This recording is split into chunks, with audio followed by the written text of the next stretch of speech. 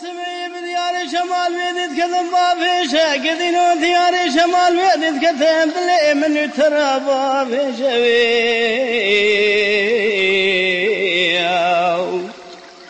قدينو تبن قادر سيد خبر خيم ولا وسب سيد ودا مال رومي بارودا خود ريش يقول خوش دا فيش هرشي ديوانا عجيت مالا باب متقدر نشتبي برا كسكيرون بني مدح ميرا ياخذ دلا وخبر كن ادريش بفيش لا رهبه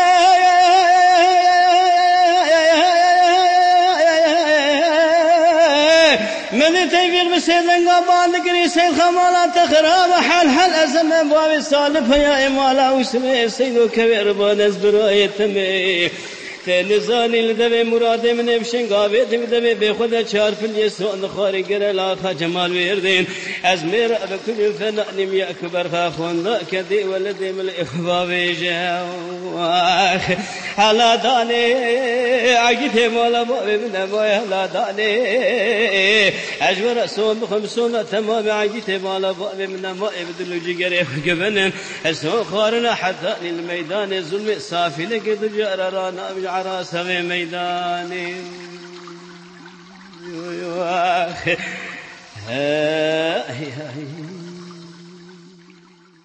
Dengbejlik kültürünün Kürt edebiyatı açısından önemi, tarihi açısından önemi çok büyüktür. Çünkü farklı sosyal, tarihi, politik nedenlerden, ekonomik nedenlerden dolayı bir de Kürt topluluklarının, toplumlarının, milletinin kendisinde, sosyal yapısında bulunan farklı özelliklerden dolayı yazı dili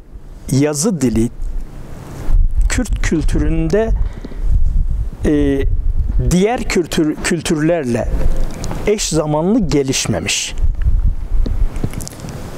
Yani işte 1860'lara kadar gidersek ilk Kürt dengbeji olarak bildiğimiz Avdal-ı Zeynike'nin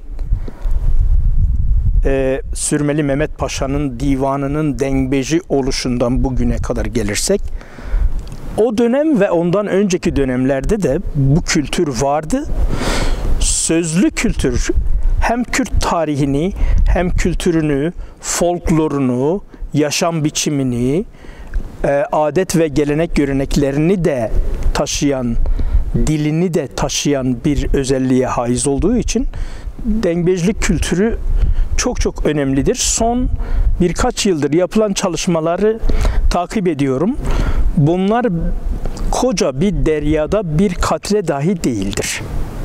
Bizim de çalışmalarımız oldu ama o kadar bakir, o kadar çalışılası güzel bir alan ki gençlere, yeni akademisyenlere, bu işi sevenlere öneriyorum. Çalışılması gerekir. Yalnızca Kürt kültürü, dengbejlik kültürü, sözlü kültürü veya yazılı kültürü değil, Anadolu'daki diğer bütün kültürlerin de çalışılması çok büyük bir zenginlik olur kanısındayım.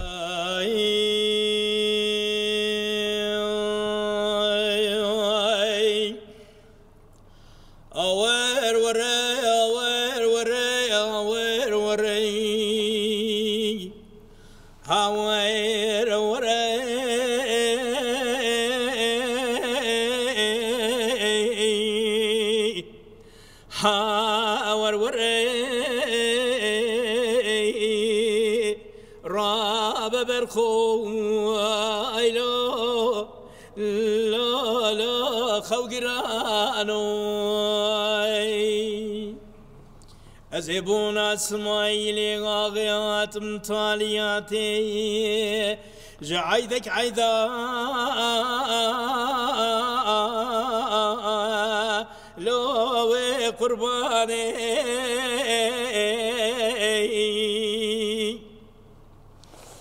نظام کی جای کلجینا نردوان دانا ابر قصر قناغ اسماعیلی آغه دخفدا گل بردان دناوای قصر قناغ دفینیم خو جملا دخونین لو قرآن امان ورا امان ورا امان ورا امان ورا راب برخو هاي لا لا لا خلقرانو يا خي. Yani bu arada dengbejin kendisini de biraz tanımlamak gerekiyor. Dengbej aynı zamanda tarih bilendir, usul adab bilendir, dini bilgilere sahip olandır, felsefi bilgilere sahip olandır, kültürü bilendir. Bütün davranışlarıyla örnek bir insandır dengbej. Yani sıradan biri değildir. Bir kişi hemen bir iki tane kelam söylemeye başladığı andan itibaren dengbej olarak tanımlanamaz. Dengbej olmasına elinde yetiştiği ustası ve halk karar verir. Günümüzde şöyle bir yanlışlık var. Bir insan bir tane dengbej parça okuyor ve hemen o insanın adı dengbej filankes oluyor. Bu yanlış bir tutum, yanlış bir tanımlamadır. Çünkü çok büyük emek isteyen bir şeydir. Yani bizimle birlikte dengbej, TRT Kurdi dengbej programında okuyan arkadaşlardan mesela 10 yaşından beri dengbejlik kültüründe olan insan var ve bu bellidir. Bu insanın birikiminden anlaşılıyor zaten. Dengbejin bir dinleten bir sesinin olması gerekiyor. Kürt dengbejliğinde de o bölgesel farklılıkları düşündüğümüz zaman hem coğrafi, hem şivesel, hem komşu kültürlerle olan iletişim, hem günlük yaşamdaki coğrafi ve iklimsel koşulların bu yaşam kültürüne kattığı bazı önemli nedenlerden dolayı değişiklikler olmuş. Bu çok doğal tabii bir değişikliktir. Kürt dengbejliğinde 4 tane önemli ağız bölge farklılığı görüyoruz. Bunlardan birincisi Serhat bölgesidir. Serhat bölgesi işte Anadolu'nun Erzurum, Ağrı, Iğdır, Malazgirt, Van bu bölgelerdeki dengbejlik kültürünün adına Serhat yöresi, Serhat dengbejliği diyebiliriz. Serhat dengbejliğinin en büyük özelliği müzik eşliğinin olmaması.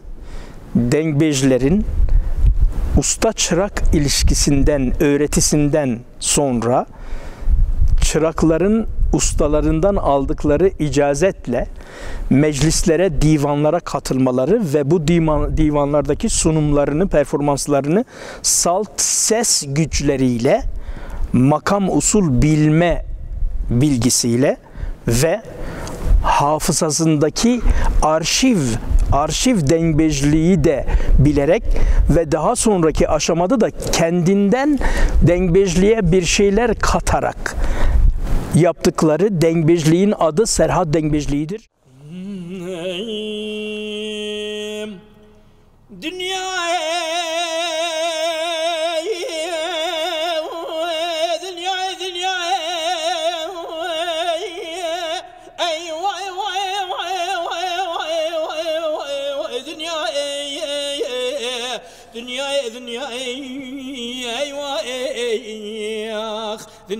دنيا انا من دنياي ازي بدياري خانزرا شود دكتم بري بي صبي باي شرب سرمداتي غوزلين ماي ابيكم مراد كوجا يختر ما وغيرنا بالله غواذ فيجن سيد سويدينا هاي واي واي واي واي واي واي واي هاي واي هاي واي دنيا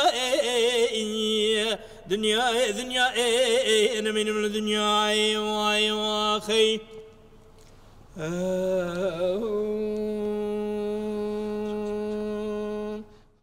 Büyük divanları olur, müzik eşliği olmaz, dengbeje herhangi bir yardımcı enstrüman olmaz, saz olmaz ve ses gücüyle divanlarda bulunur. Divanların bir büyüğü olur, ev sahibi olabilir veya rispi dediğimiz bir büyüğümüz olabilir. O büyüğümüz herkes toplandıktan sonra bu toplantıda konuklar olabilir. Toplantı sadece dengbejlerin dinleneceği toplantı da değildir.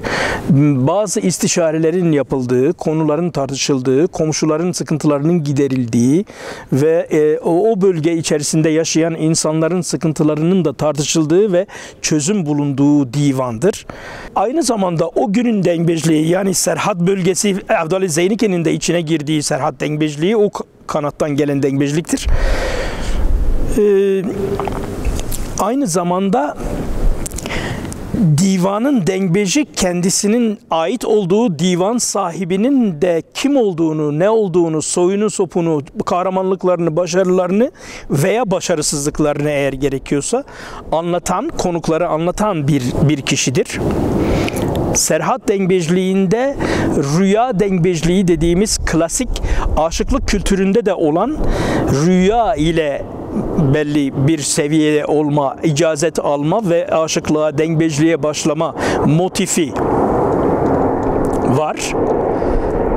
Bu da Serhat bölgesindeki örneklerinden bir tanesi Avdali Zeynike'dir. Botan bölgesi komşu olduğu kültürlerin etkisinden dolayı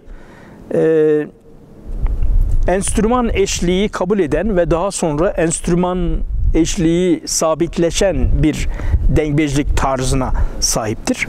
Yani Cizre, Hakkari, Yüksekova ve sınırın altındaki bölgelerde bu enstrüman eşliğini görüyoruz. Bir tane enstrüman eşliğinin olduğu diğer bir bölgede Arap kültürünün etkisini görüyoruz bu arada Botan bölgesinde. Bir tane de Revan, Erivan. Evet. Birlikte yaşam var. Revan, Erivan tarzı dediğimiz Serhat bölgesi ve Botan bölgesiyle karşılaştırıldığında daha net, daha özet, daha kısa ve müzik eşliği, kesinlikle müzik eşliğini kabul eden ve onunla sunulan bir dengbejlik var.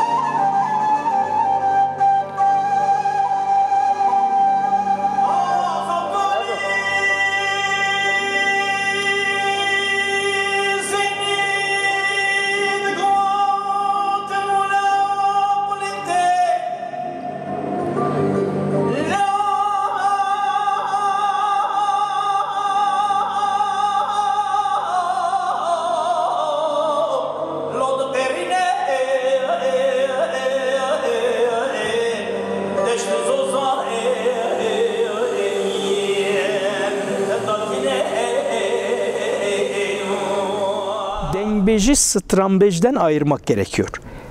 Dediğimiz aşamalardan geçip usta çırak ilişkisi, birlikte bir usta ile belli bir öğreti elde eden bir insan, sonra ustanın icazetiyle halka hitap eden bir insan, usta artık eğer ona onay vermişse bu adam dengbejdir. Anladık bunu.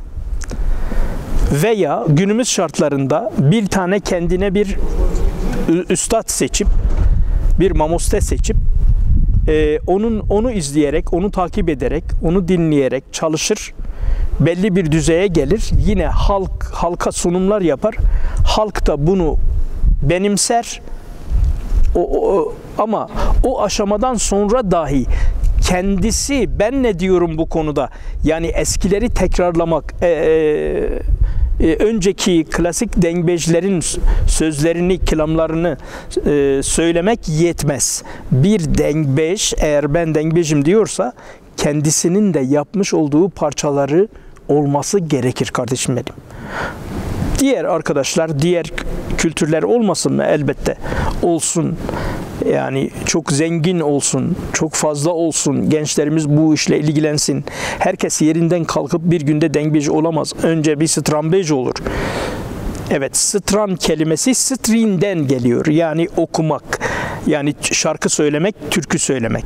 Strin kelimesinden gelen bu stran da türkü anlamında, yani Türkçedeki türkünün karşılığı strandır Ömer Bey. Diliyorum ki bu halkın içinden nice Şakirolar çıksın, nice Resolar çıksın.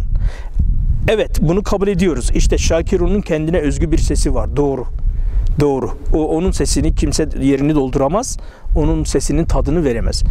Dengbej Reso'nun, rahmet olsun hepsine, kendine özgü bir sesi var. Onun yerini dolduramaz. Ama o düzeyde sevilecek, o düzeyde dinlenecek insanlar çıkabilir, çıksın diliyoruz. İran bölgesi var. İran'da da Kavus Ağa'nın öncülüğünü yaptığı bir tarz var. Kavus Ağa, Kakveys,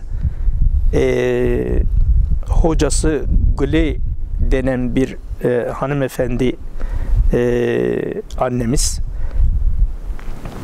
kendisini yetiştiren insan ve rastlantı sonucu radyolara katılıp işte sesini duyuran bir insan. Kavus'un tarzı da apayrı bir tarzdır. Serhat dengbejleri, Botan dengbejleri ve Erivan dengbejleri aynı parçaları okumuşlar mı? Aynı tema ile parça yapılan kelamlar var ama Kavus'un mesela birebir okuduğu öyle parçalar var ki başka bir yerde tekrarlanmamış. Yani Horasan'ın, İran'daki o kültür komşuluğunun oluşturduğu Horasan'a ait, İran'a ait Goran, Loran dediğimiz o kültürün içinde doğmuş büyümüş şeylerin kültür komşuluğundan bambaşka bir sentez çıktığını görüyorum ben. Bunun bir zenginlik olduğunu düşünüyorum ama yani eskisinin orijinal halinin de korunması gerektiği fikrindeyim.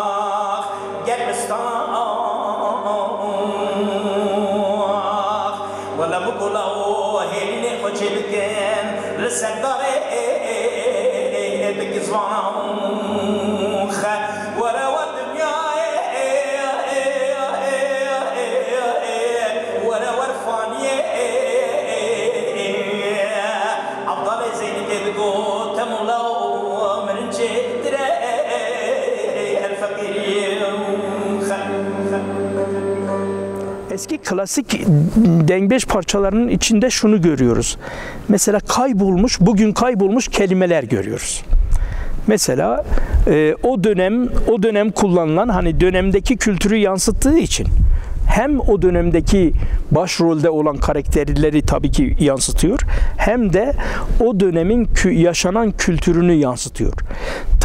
Tarih olarak değerlendirdiğimiz zaman mesela geçmişte işte neler yaşanmış, diyelim ki düğünler, nişanlar, ölümler, yaslar, bir yiğit için at ne anlamdaydı, işte kılıcı ne anlamdaydı, ok yayı ne anlamdaydı, bütün bunları kelamlarda görüyoruz ve bazı motiflerin de geçmişte kaldığını, tarihte kaldığını görüyoruz.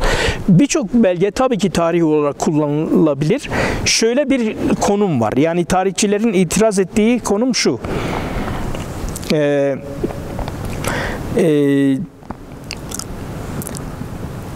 belli bir divan için, belli bir mir, ağa, beg için söyleyen birinin doğal olarak o zümreyi anlatan ve o zümreyi öven şeyleri parçalara katmasıdır. Yani tarihçiler diyor ki tarafsızlık açısından değerlendirirsek sözlü kültür, biz de Kürt sözlük kültüründeki dengbejlik dalına baktığımız zaman bunu görüyoruz. Yani belli bir divanda dengbejlik yapan kişi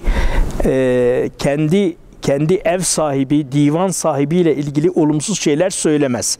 Belki söylediği şeyler de abartı olabilir. Yani gönül isterdi ki tam bir tarafsız kişi olarak, bir dengbej, tam bir tarafsız kişi olarak tarihte veya işte kültür içinde normal sosyal hayatta olan olayları tarafsız bir şekilde aktarsın. Böyle bir şey dileriz olsun. Ama mesela Kürt dengbejliğinde daima bu kültürde daima bu insanları destekleyen, onu koruyan, kollayan, ekonomik olarak ona destek olan bir aile olmuştur. Doğal olarak da bu ailenin etkisinde olmuştur. Evet, içinde tarih vardır, kültür vardır, dil vardır, birçok motif vardır. Bugün kaybolan değerler vardır, bulabiliriz. Ama tarih olarak değerlendirilmeyi tarihçilere bırakırız.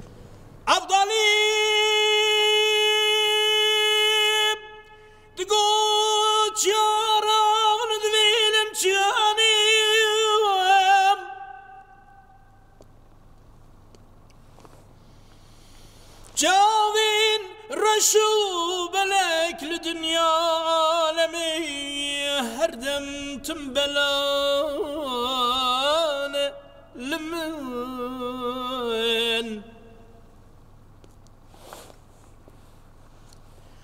halku alemi kademi khudini dosti khudini kademi khuheldani شما أفضل قلن بيرونا هي بباسكمان لمن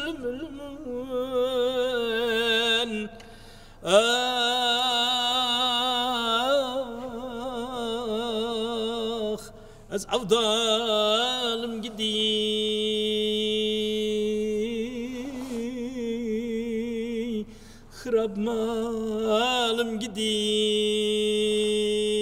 Maalesef bu kültürün yeniden yaşatılması, yeniden eski kıvamına getirilmesi çok olası görülmüyor. Ama belli yerlerde, mesela akademik odaklarda veya kültürel yerlerde bu gelenek yaşatılabilir diye düşünüyorum.